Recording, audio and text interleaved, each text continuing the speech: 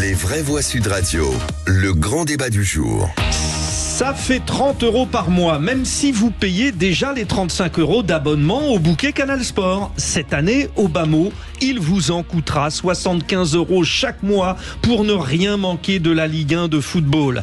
Après TPS, Orange, Mediapro, Amazon, voici DAZN qui injecte de l'argent sur un temps court, juste pour montrer les muscles et briser l'hégémonie de la valeur sûre Canal+. À chaque fois, la vénale Ligue de football succombe aux sirènes de l'argent éphémère. Seulement depuis cet été, Canal+ a dit stop. La partenaire infidèle doit se débrouiller différemment. La Ligue est sur le point de tout perdre et nous, les passionnés, de ne plus rien suivre. Nous vous posons la question pour le compte X de Sud Radio et vous intervenez, vous nous donnez votre avis. #DroitTV.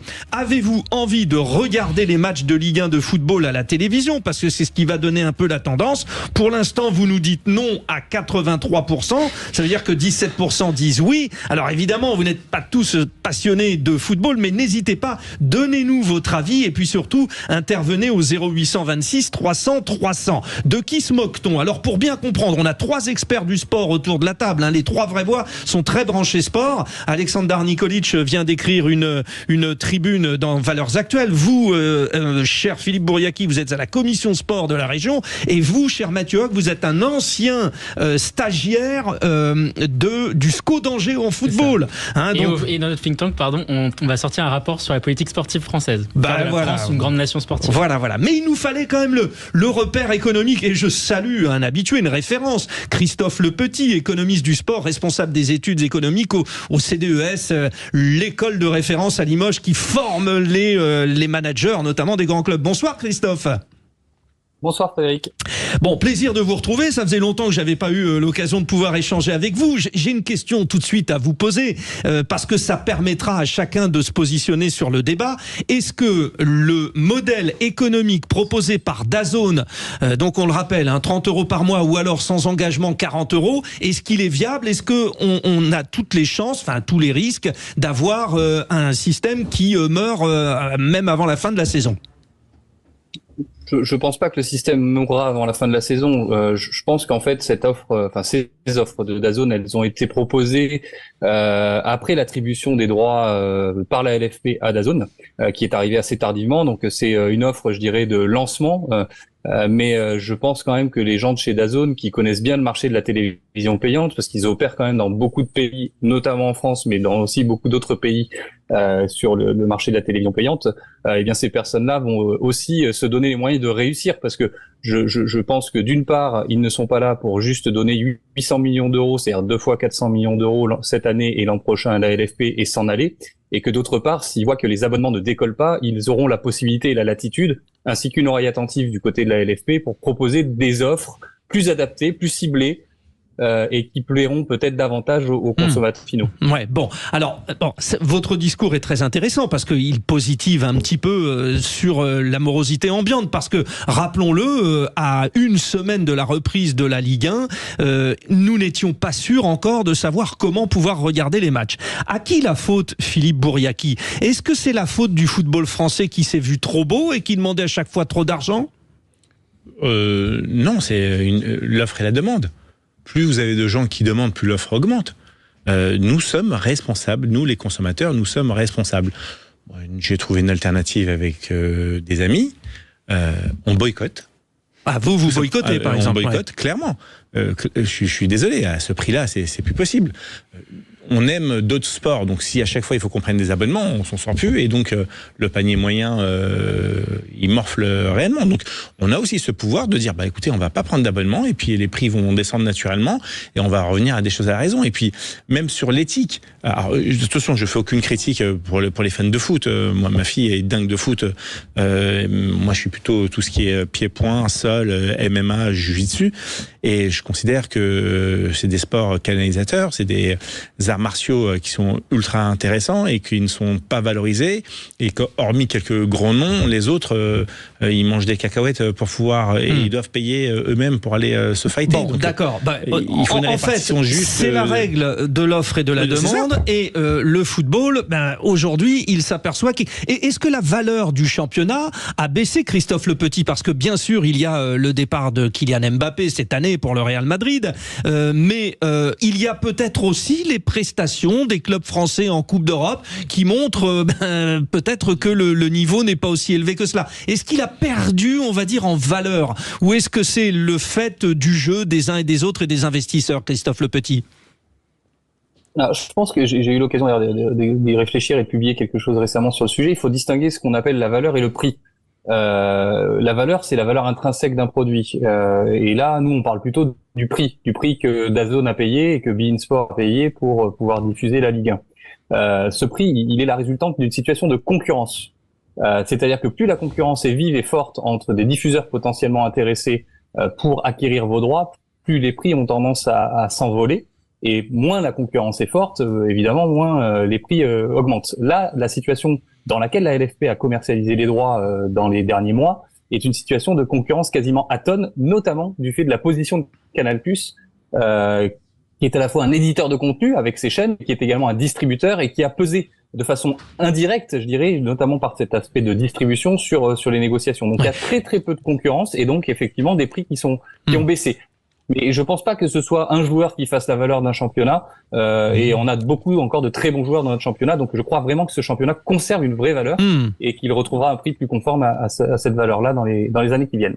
Bon, cette histoire-là autour de Canal+, alors vous, Alexandar Nikolic, il y a des habitudes, les gens s'abonnent, il y a on va dire une réaction presque pavlovienne. Là, il y a peut-être un non-respect de ce diffuseur historique, Canal+, et c'est un retour de bâton. C'est la Ligue, là, qui est en cause, non ? Oui. Vous savez qu'en plus il y a des tensions fortes entre Monsieur Labrune qui dirige la Ligue et Canal+, parce que justement il reproche à Canal+ de ne pas vouloir mettre plus d'argent, mais parce que je pense que la Ligue et beaucoup de clubs sont rentrés dans un cercle vicieux. Vraiment, je pense que ils ont besoin d'une manne financière par rapport aux droits télé qui est devenue essentielle pour les clubs de foot aujourd'hui, parce que il y a aucun budget qui est équilibré naturellement, même avec un montant de droits TV aussi important. La vente des joueurs, excepté pour le PSG, parce qu'ils sont soutenus par une puissance financière étrangère comme le Qatar, tous les clubs n'arrivent pas à équilibrer les budgets, sont obligés de vendre des joueurs avant. On a un modèle économique qui est plus adapté. Pourquoi ?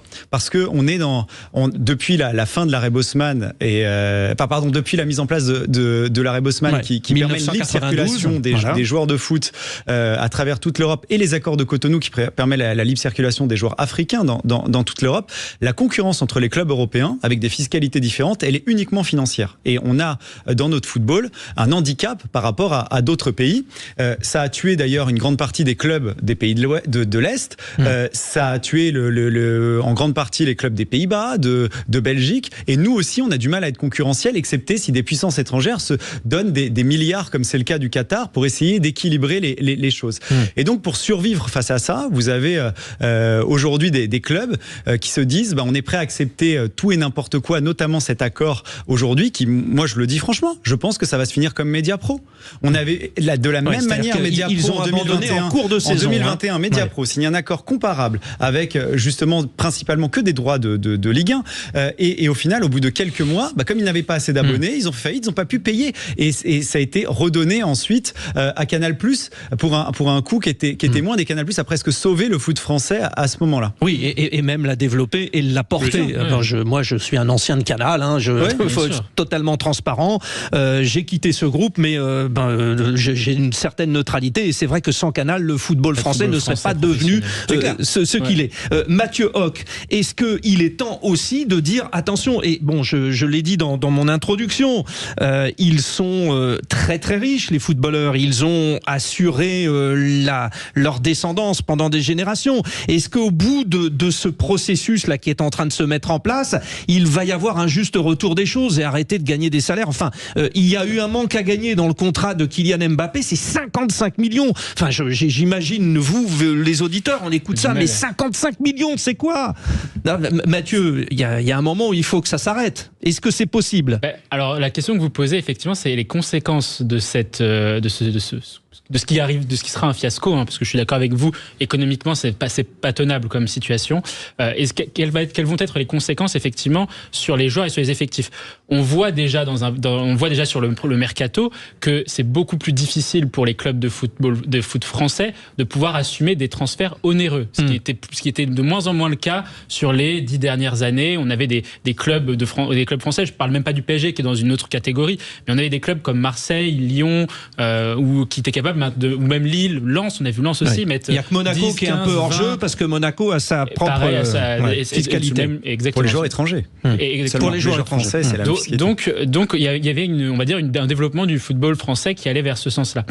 Or aujourd'hui, la difficulté qui est posée, et c'est la Ligue qui est fautive sur ce sujet, c'est que la Ligue a surévalué le produit. Je suis désolé, la valeur de la Ligue 1 n'est pas celle qui correspond au prix aujourd'hui. Et ce qui explique pourquoi les clubs français vont être en difficulté. Et la réalité, c'est que c'est pas les clubs français qui sont... les clubs français sont responsables d'une certaine façon, puisque c'est eux qui ont élu Vincent Labrune à la tête de la Ligue. Donc il va falloir se poser la question aussi de leur côté, parce que ce seront eux qui vont perdre des revenus très prochainement. Ils ont déjà perdu entre 200 et 300 millions d'euros entre le précédent contrat et le contrat aujourd'hui avec la Ligue, sachant que quand même que les clubs de football français dépendent hors budget transfert, c'est entre 60 et 70% les droits télé. Oui. Donc ils ont un vrai problème financier qui va arriver, et ça va tuer le football français, cette histoire. Alors justement, Christophe Le Petit qui est avec nous, est-ce que on peut espérer, parce que c'est vrai que ça met tout le monde mal à l'aise, ces salaires, ces coûts exorbitants de transfert,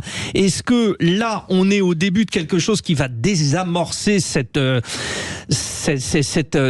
inflation terrible, ou parce que en Angleterre, parce que en Espagne, parce qu'en Allemagne, c'est open bar, on est loin de ça, et finalement, on va se retrouver, nous, seuls, un petit peu comme le disait Alexander Nikolic, comme les Pays-Bas, comme la Bulgarie, ou je ne sais quoi.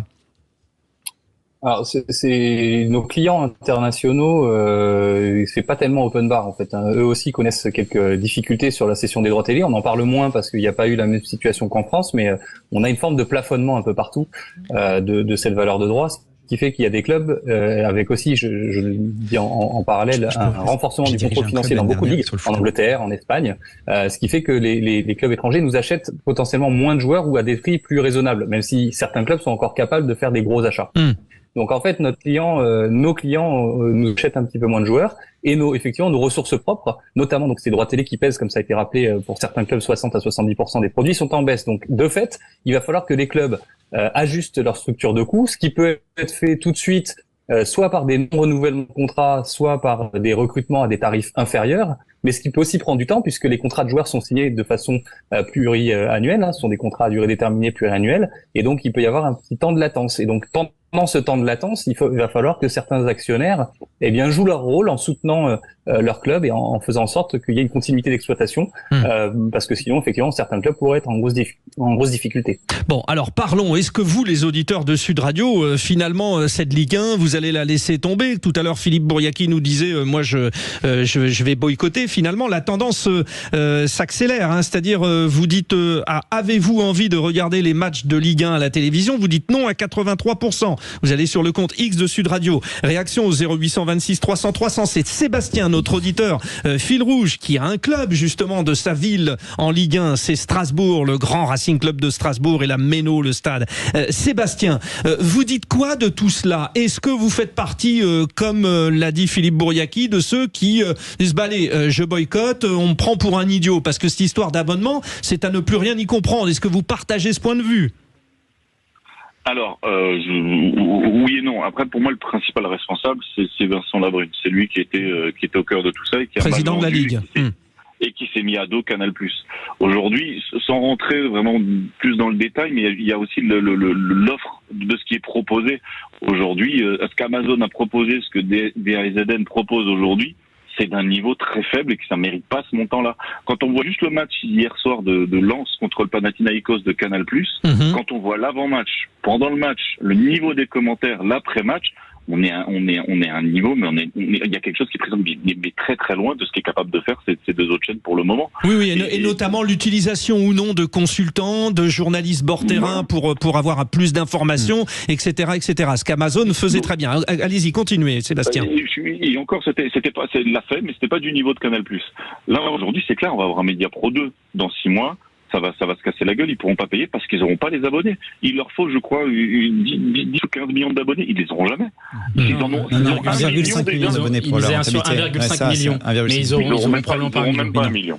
Ouais. Ils auront même pas 1 million. Ouais, ils vont arrêter de payer aussi. Et ça, Vincent Labrune, c'est de sa responsabilité à lui. C'est lui qui doit savoir. Et c'est lui qui doit mettre un cahier des charges derrière en disant je veux ça, je veux ça, je veux ça pour mes clients, pour les spectateurs, pour tout le monde. Et aujourd'hui, il ne défend pas la Ligue 1. Il ne la met pas en valeur. Et évidemment, c'est pas cette décision de cette année, mais celle d'avant, parce que Canal+ avait proposé de reprendre le contrat, mais justement, Amazon était arrivé. Alors, c'est même il y a 2 ans, puisque Amazon a fait 2 ans. Alors, justement, nous avons la chance d'avoir Christophe Le Petit, économiste du sport, responsable des études économiques du CDES à Limoges. La tendance, c'est ça, Christophe. Vous nous avez dit non, pas forcément DAZN. Bon, c'est comme ça qu'on prononce, D-A-Z-N. J'ai demandé aux principaux intéressés, ils nous disent comme ça, on prononce DAZN. Bon, vous dites qu'ils ont une marge, mais d'accord sur le fait que de toute façon, c'est l'échec de Vincent Labrune ? Je sais pas en fait, parce que je suis pas sûr que quelqu'un d'autre aurait fait mieux dans cette situation. En fait, c'est vraiment la situation du marché des droits qui guide la valeur. Il n'y a pas de concurrence sur ce marché-là. Il n'y a pas de concurrence parce qu'effectivement, il y a peut-être eu des décisions passées qui n'ont pas été opportunes, parce qu'en 2021, quand Amazon récupère la Ligue 1, Canal+ déclare le jour même, par la voix de Maxime Saada, qu'il se retire de la Ligue 1, même s'ils ont continué à exploiter un lot. Donc quand vous perdez votre principal client, c'est vrai que pour attiser la concurrence, ça devient compliqué. Et donc c'est vrai que ces derniers mois, il n'y a pas eu du tout de concurrence, avec même beIN Sport qui est venu extrêmement tardivement. Et donc c'est la résultante de ce prix-là. Je ne sais pas si dans une même situation, quelqu'un aurait fait mieux que lui. Moi, je juge pas forcément les hommes, je juge la stratégie, je juge les résultats. Et c'est vrai que ce que j'analyse, c'est que en l'absence de concurrence, on est arrivé à ce prix-là. Maintenant, qu'est-ce qu'on fait ? Parce que je pense que maintenant, il faut aussi se plonger vers la suite. Déjà, moi, je crois pas que des gens comme DAZN qui mettent 400 millions d'euros par saison soient là pour perdre 800 millions d'euros sans se donner les moyens de réussir. Ou alors, c'est-à-dire que c'est des gens qui ont beaucoup d'argent et qui savent pas quoi en faire. Mais je crois pas que ce soit ce profil-là. Ouais, mais enfin, on a déjà vu le cas. On a cité Mediapro. Il y a plein de cas malheureusement comme ça, quoi. Oui, mais Mediapro, c'est le cas totalement inverse. Enfin, je veux dire, il y a des comparaisons qui sont faites qui ne sont pas du tout opportunes. Mediapro acquiert les droits extrêmement cher dans un contexte de concurrence extrêmement vif. C'est pas du tout le cas aujourd'hui. DAZN a acheté 400 millions, mais Mediapro a mis plus de 800. Donc, il faut quand même comparer ce qui est comparable. On compare deux situations qui n'ont rien à voir. On compare Mediapro qui était plutôt là pour agir comme un broker et pour revendre des droits, avec DAZN qui est là pour les exploiter. Donc je pense qu'il faut pas non plus comparer les mêmes situations. Et vraiment, je pense aussi d'autres choses, c'est que il y a probablement des garanties qui ont été demandées pour que DAZN paie au moins sur les 2 années de contrat, puisqu'on sait qu'il y a une clause de sortie au bout de 2 années, et donc il y a certainement des garanties qui ont été fixées. Et puis je pense surtout que là on a des conditions favorables pour penser à un autre modèle à travers cette chaîne de la LFP dont on a parlé un petit peu. Et justement, oui, Christophe, effectivement, on en reparlera parce qu'en plus les élections arrivent avec beaucoup de candidats. Bon, on aurait pu en parler des heures. Là, je le savais, c'était passionnant. Merci à vous qui avez donné votre avis donc sur le compte X. Dans un instant, nous jouons. Alors il y aura 2 équipes là aussi, mais 2 équipes de 2. Ça sera plus du tennis en double avec notre auditeur Sébastien qui jouera. Encore merci à Christophe Le Petit de nous avoir éclairé et nous revenons avec le quiz dans un instant. Sud Radio. Sud Radio. Parlons vrai. Sud Radio. Parlons vrai.